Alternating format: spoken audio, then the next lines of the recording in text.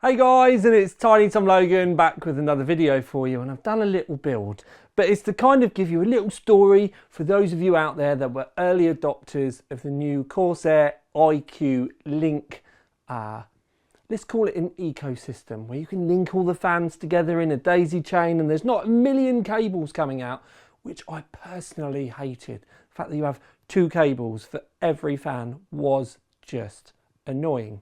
So you've been an early adopter, you've jumped in, you've bought all the kit, and then Corsair do what they have done in the past, and you've got your lovely H150 AIO with a lovely subtle frosted top on it, and they go and announce the fact that they're bringing out a screen version as well. So they've now got an LCD screen version of the H150, well, all of the Hydros, but thankfully you can just upgrade the one that you've got. So you can buy the little upgrade kit, and it is actually pretty simple. And it's not the fact that I thought you needed a guide, but it was the fact that I thought we needed to build it and do it ourselves. But you get the little kit, and there are a couple of cables in here as well. One being the main one, which is the USB-C. Now the USB-C, if you noticed on your H150 when you installed it, was already secretly there, and it had me, even me, looking at it going, well, where's that meant to go then? Because it's clearly there for a reason. And it turns out it was this. Also in the box you do get a USB to fan out cable. But luckily I've got one of these fitted in there already to make life a little easier. But effectively, all you need to do is pop the top off, replace it with your new one,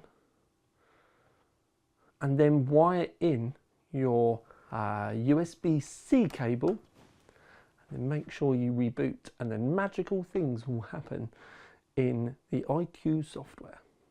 So, little tip from me, because I learnt the hard way, when you do add the LCD screen onto the top, it does technically add another module onto the controller. Now you can have 7 either side, and I had one too many in my loop, because you have the fans, and then it counts the AIO as one, and then it counts the screen as another one. So ended up having to tweak things a little bit, and I have the 3 fans on the front on one side of the controller, and on the other side of the module it comes up into the top fans, into the little module for the AIO, and then back out into the rear fan.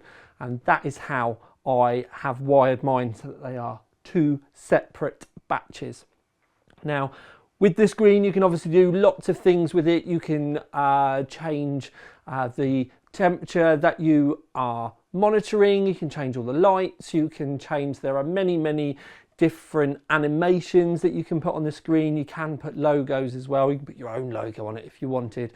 I should have put one of my silly face on it really for the video.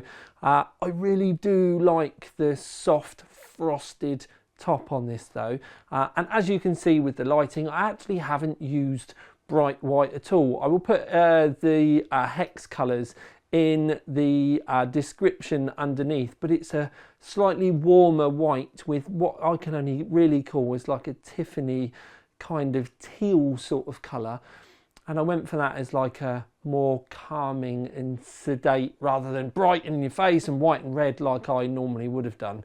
I shied away from going down the more creamier colours for the white, and I thought this was a nice balance, and it went on the right desk. It would be a lovely place to be and sit beside. Now the fact that I did have to move all of the fan controllers around was a pain in the bum, but I hope it will help you guys learn at home. But if I was having to completely reroute all of the fan cables and RGB cables to a different route, that would have been a completely different kettle of fish. It took me 5 to 10 minutes rather than pulling my hair out for hours having to undo everything. So it was far less painless than it could have been, and it still does look immensely tidy. So if you have built an entire rig like this, beware that you may need to do a few minor cable tweaks when you get your LCD. I haven't used any of the extension packs that you can get for these, but they do them. And one of the things I will say is they do come in white as well, so you can get the extension packs should you need them. I've managed to do it with the ones that came with the kit that was there though, so if this is the sort of thing you're looking for, you might not need any. It just depends on how you want to run them. You might need more of them if you're going to run water cooling and stuff like that, like dedicated water cooling, because of many more bits and pumps and all that sort of stuff. But hopefully you like the beautiful setup. Please let me know in the comments underneath. If this has helped you, please remember to like, subscribe and comment. And to be fair, if you've just enjoyed watching it, it would be nice if you did that as well. But for now, at least, this has been Tiny Tom Logan with another video for you. Desperately trying to find the top for the box, and I failed. Out.